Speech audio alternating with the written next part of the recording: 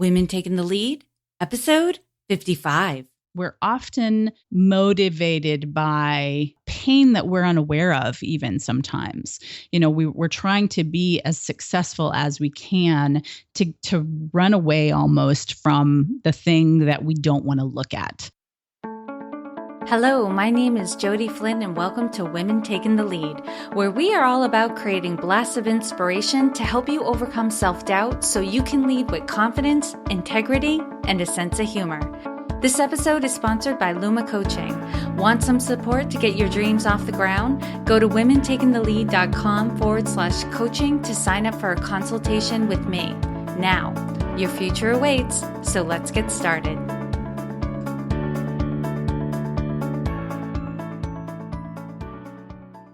Hello, everyone, and thank you for joining us today. I'm here with Angie Swartz, the founder of Life Purpose Advisor.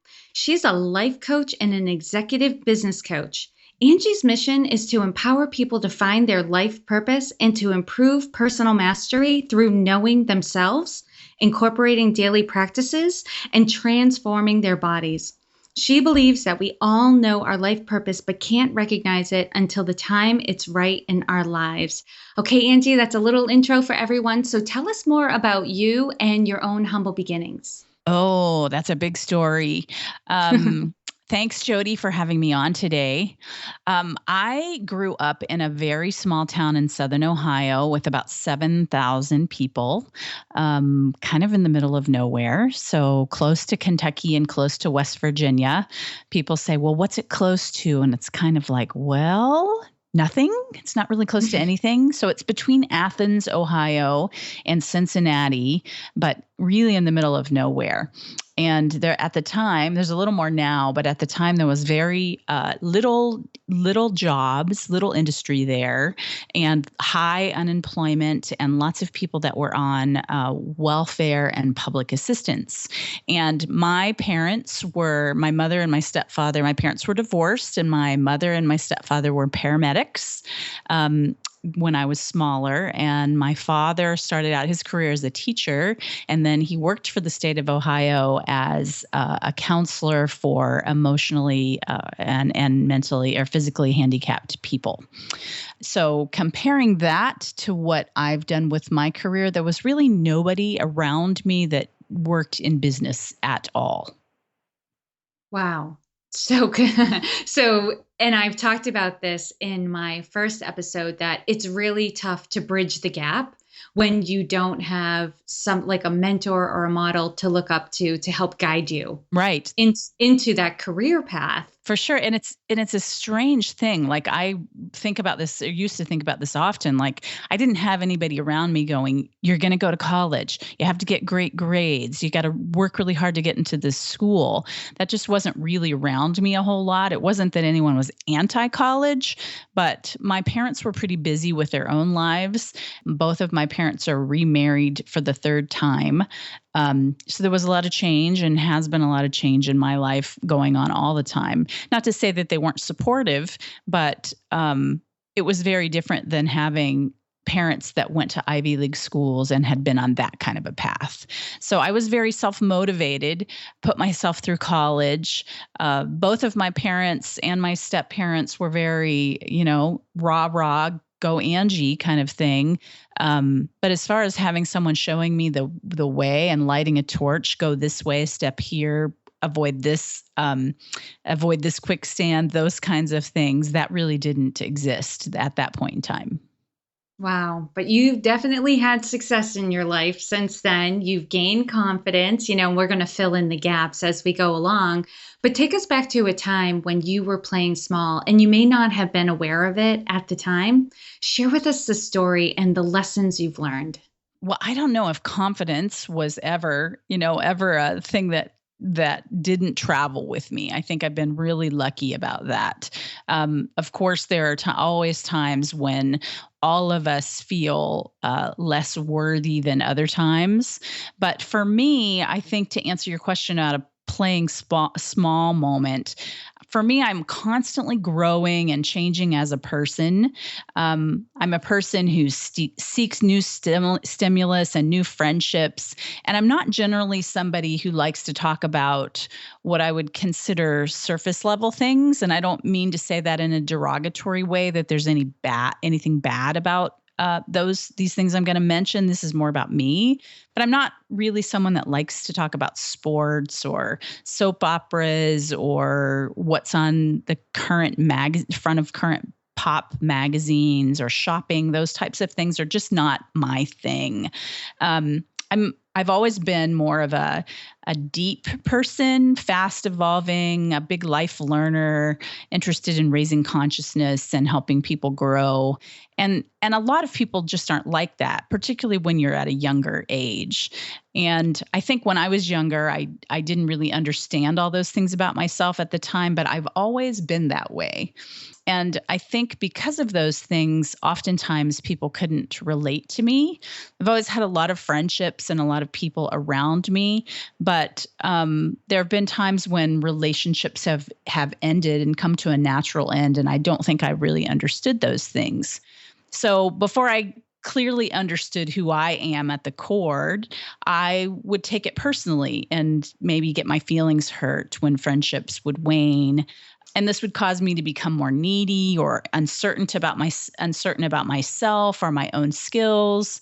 And I've experienced this in my life and in business. And as a result, I would shrink to try to fit in better. And I think this is not right for me, and it's not right for anybody else. And so what I mean by shrink is feel like being the bigger version of myself is too overpowering or too much for those around me, so that I shouldn't shine my light. I shouldn't be that full version of myself because it doesn't fit in well with the people around me. When in fact, what I know now is that I just have a different purpose in my life than some other folks. Does that make sense and answer your question? Yeah, absolutely. I think we've all experienced that at one time or another, where whatever our thing is, right? However we go through the world, we end up in an environment or surrounded by people who look at the world differently, right? And when we express ourselves, what we find is we come up against conflict, right? And it's hard to connect. And so, and I know I've done this myself, and I know other friends have as well, where we compromise who we are, in essence, shrink ourselves, right? Make ourselves smaller to try to fit in better to the environment. And then we end up being miserable as a result of it. And we still can't connect with those around us. We're getting along with those around us, but we're not connecting with them. And it's very unsatisfying. And it is incredibly freeing when you just realize, like, okay, I look at the world differently than some of these people. Right. Right. And I think a big realization with me, for me personally, was that there would be times where I felt disappointed in myself because I felt like I wasn't measuring up or fitting in with a particular group of people because it didn't feel like it was working for me. And what I realized is that I'm highly intuitive. I have the ability to really be in touch with how someone else is feeling. And the other big realization was that it may not be that the people around me are even aware of how I'm feeling, but that I'm the one that's dissatisfied in the relationship, not so much them. Yes. And how have you, knowing what you know now, like how have you changed things? Well, I think it's given me the ability to have much more acceptance of people around me for who they are and for relationships that for what they are. So different relationships serve different purposes in our lives. And some are going to be deeper and some are going to be more surface level, to use that word again. And I think we're going to talk about this, I think, in your next question, but I'm more discriminating about my choices of how I spend my time and who I want to spend them with. Ooh, let's go there. Okay. So now share with us a time in your journey when you had a wake up call. Take us back to that moment and share with us the steps that you took that led to your success. Okay. So I used to not like the idea of choosing. Like I thought that I didn't need to and that I could do everything at the same time. And I had had great success with being able to do that for many, many years. I was aware that some people needed to have priorities and make choices, but I had always been able to juggle so many things that I just thought that that didn't apply to me. And even saying that now, it kind of makes me laugh and chuckle because it seems so funny. But the wake up call came kind of, not kind of, it did come for me in around 2008, 2009, when my daughter was 3.5. A whole bunch of things came to help bring a message into my life. So I separated from my then husband. My father had kidney cancer, which thankfully was all contained and he's fine now. My mother had a stroke at age 60 and she's recovering well now as well. I owned 2 rental properties that started having some serious issues in another state. I started a new business. I started a new relationship. And over the course of the next 4 years, I started to realize that I could juggle all of these things on the surface level, but it really didn't allow me to go deeper in my life, and it wasn't allowing me to grow. And I was ready and looking for something more. So at that point in time, I started to realize, like, what's the point of being able to handle, 6 million things in your life at the same time? And so after looking and searching for the right mentor for myself and going through a series of them, I met a spiritual teacher and a counselor who became my mentor, and she's still one of my mentors. And so for a year, I met with her almost weekly to address and clean up any of my own issues that were in the way for me to step up to a bigger version of myself. And this was difficult, deep, intensive work, which was very painful. And I think a lot of people maybe wouldn't choose that path because it's not the obvious one that we take, to stop our lives, put everything on hold, and cause ourselves to go through deep pain in order to grow. But I have to say it was one of the best investments in myself that I've ever done. And I just knew that I had to keep going back for more. And that if I was going to live the kind of life that I wanted to live, I had to keep digging and keep, pulling the Band-Aids off of wounds that had been there my whole life, and really take a flashlight and look deeply at what was there. And for the last and final time, hopefully, get to the core of the things that were bothering me. And, Wow. We all have these things in our lives, and some of us address them and some of us don't. So we did lots and lots of work together with many modalities. And after a year, I continued to see her individually, but I also joined her spiritual teachers training program, which escalated my training and my advancement to an even deeper level. And over this time, I've addressed deep childhood issues, healing from divorce, from my own divorce and from my parents' various divorces, insecurities, identified my own soul's calling, stepped up to my greater work, and much, much more. I also joined a church to start contributing, and I started teaching classes there and became a prayer chaplain. And I contribute to give through because I believe service is a big part of being a bigger version of ourselves. So that's a long answer, but that's what happened. It's a great answer because what I'm hearing you're saying, it was this wake up call wasn't like a pebble that caused a ripple on the surface of the water. Like you threw a boulder in the middle of a lake, right? And it caused like waves that have rippled out in your life. Like the amount of change you've experienced since you realized you can't do it all without putting your own growth on hold. Well, and because your show is about women taking the lead, like I've worked with successful women and work in my corporate career, because my background that we didn't talk about is I have a CPA license and an MBA, and I worked in the corporate world like you for many years for 5 of the world's biggest companies. So I've worked with a lot of successful women over the years, and men. It's not true for just women, but those of us that are on the fast track to success, we're often motivated by pain that we're unaware of, even sometimes. We're trying to be as successful as we can to run away almost from the thing that we don't want to look at. And that's a tough statement to hear sometimes, but there's two different kinds of success in my mind. There's success because we're going as fast as we can and we don't really know why. And then there's the success that's more authentically based around who you are and the message you bring to the world, that is the wisdom from your heart that you're here to share with the world. That's beautiful. And, it's a great segue because you were a leader in your industry. And, with my show, I want everyone to get that there is no one way to lead. I think sometimes when we get off track is when we're trying to model ourselves after somebody else, but they have a different personality style. They have different experiences and ways that they go about things. We're all different and we're going to lead differently. So, Angie, how would you describe your leadership style?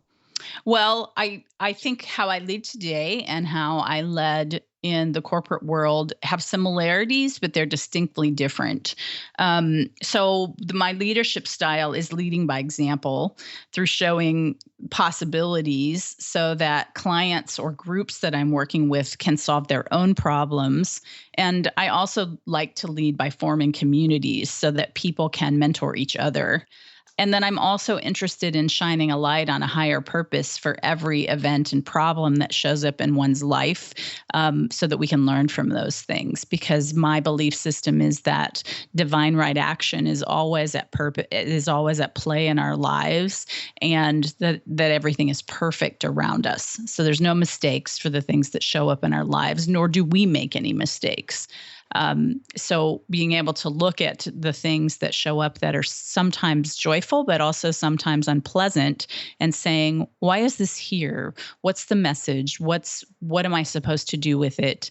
I realize it's painful, but let me set that aside for a moment and see how I can grow from it is a big part of my leadership style. That is really great because, what just popped in my mind is we're creative beings. And if we can take a difficult situation and apply some creativity to it, right? Like, what is the purpose of this? What can I do with this? How can I learn and grow from this experience? Then you can put positive on it, and make it purposeful, even when it first appears to not. Because I think sometimes that's our first reaction. Like, what is the meaning of this? Right.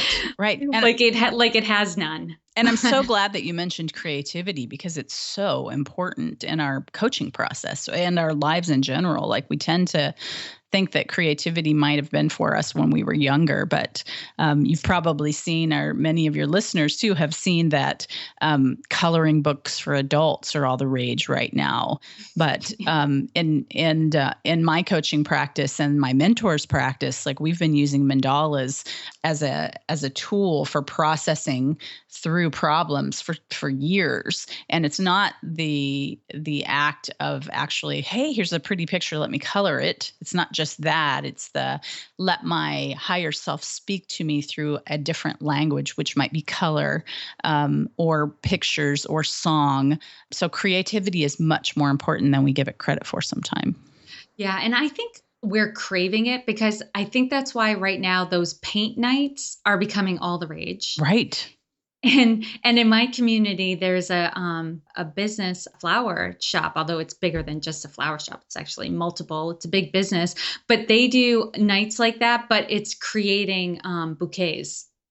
It's like you have wine and you create a bouquet, and they're huge. And I think because that's what we're craving and we're missing in our lives is those outlets for creativity, whatever form or shape it takes. I think these are just obvious outlets that we can take advantage of. Wouldn't it be nice if we could do that together somehow on Google Hangouts or Blab? We could have a leader in there teaching us how to do a floral arrangement. I look forward to the day when we can do that together, Jody. Yes, that would be fun. They'll just have to send a shopping list of which flowers you need to buy beforehand. Right. Or ship it to us straight from Amazon. Sign up for the class and this will show up at your door, and set aside this time. And All right, for those entrepreneurs who are listening to the show, there you have it. It's an idea. You can run with it and then get Angie and I to sign up. Right. We'll be your first two customers, and we'll tell two friends, and they'll tell two friends, and you'll be on your way. Awesome. All right, Angie, now I'm going to do a quick leadership roundup. So tell us, what is one practice that helps to make you a better leader? I do daily energy work and meditation in the mornings that every day I work on setting my intentions for the day and clearing my own mind and my own field of anything that's left over from the prior day, anything that's come up for me to get that out of the way. Start the day strong. And for anyone that's listening, anybody can start with that. We make mindfulness and meditation this really big behemoth of a thing that seems intimidating, but you can start mindfulness by just putting like 3 little reminders in your calendar to stop and breathe for 2 minutes. And that's a beginning. And what is one book that you would recommend to a woman to help her develop her leadership? Anything that helps her know herself better is going to be something that's worth reading. So I would start with right now the book that's kind of hot on everybody's bookshelf, Strength Finders 2.0, and take that's, less than $20. And it comes with a little coupon code in the back so you can take their online assessment and see what your top 5 strengths are. And then I'd also recommend Susan Piver's new book, Start Here Now. Ooh, that's awesome. Yes. And we just had a strengths coach on the show too. So this is, I love when things come up repeatedly within a small time frame. It means it's something we all need to be paying attention to. Synchronicity. That's right. All right, Angie, knowing what you know now, if given a chance to go back and do anything differently, what would you change? I would bring spirituality into my life sooner, and I'd be kinder and more understanding of others. All right. Now, and I know you're going to have a good one. Share with us a success quote or a mantra and why it has meaning for you. I thought long and hard about this one for you, but I think my favorite mantra right now is a Sanskrit mantra and it's Om Mani Padme and I'll send that to you so you can put it in your show notes. But it's from it's a mantra meditation, and it's related to the lotus, and they call it an inner tuning. And this is Louise Hay's interpretation of it. But compassion arises as I honor the potential of awakening within each of us, with the understanding that we are all one human family, brothers and sisters helping each other on the path to enlightenment. All right, Angie, lastly, what is the best way for those who are listening to connect with you? You can connect with me at lifepurposeadvisor.com. And I would love for you to come listen to my podcast, the Life Purpose Advisor podcast, at lifepurposeadvisor.com/iTunes. And I have a couple fun things that I'm working on. Do we have a minute just to mention those? Yeah, go for it. So I am working on some really fun projects, and I'm getting ready to add a mini series to my podcast about little mini lessons that are free about how to find your life purpose. They'll be just little short, probably 3 to 5 minute lessons that I'm recording now that'll get added in a few months, maybe sooner than that. And then I'm also working on a new business that just came out of a person that I met about 8 years ago contacted me. So I'm working on a new arm to my business called Launch Your Purpose. And it's for folks that have stepped up to their life purpose, but now want to turn that into a business. So I'm really excited about both those things. Ooh, that's very cool. And we'll have all of that stuff in the show notes as well so that people can find it easily. And for those listening, you can find all of these resources shared in this episode at womentakingthelead.com, or you can use the short link, which is womentl.com. Angie, thank you so much for taking the time to inspire and enlighten us. We are all better for having met you. Oh, thank you so much. My pleasure. Thank you for joining me on Women Taking the Lead. Were you inspired to take some action today, but maybe don't know where to start? Or maybe you have so many great ideas you can't decide where to focus your attention. Don't let stress or overwhelm stop you from having the career, the business, or the life you want to live. Head over to womentakingthelead.com/coaching or use the short link womentl.com/coaching to sign up for a consultation with me. And to strengthen you on your leadership journey, I'd like to send you off with a quote from Marianne Williamson, so here goes. Our deepest fear is not that we are inadequate. Our deepest fear is that we are powerful beyond measure. It is our light, not our darkness, that most frightens us. We ask ourselves, who am I to be brilliant, gorgeous, talented, fabulous? Actually, who are you not to be? You are a child of God. Your playing small does not serve the world. There is nothing enlightened about shrinking so that other people won't feel insecure around you. We are all meant to shine as children do. We were born to make manifest the glory of God that is within us. It's not just in some of us, it's in everyone. And as we let our own light shine, we unconsciously give other people permission to do the same. As we are liberated from our own fear, our presence automatically liberates others. Again, thank you for joining me, and here's to your success.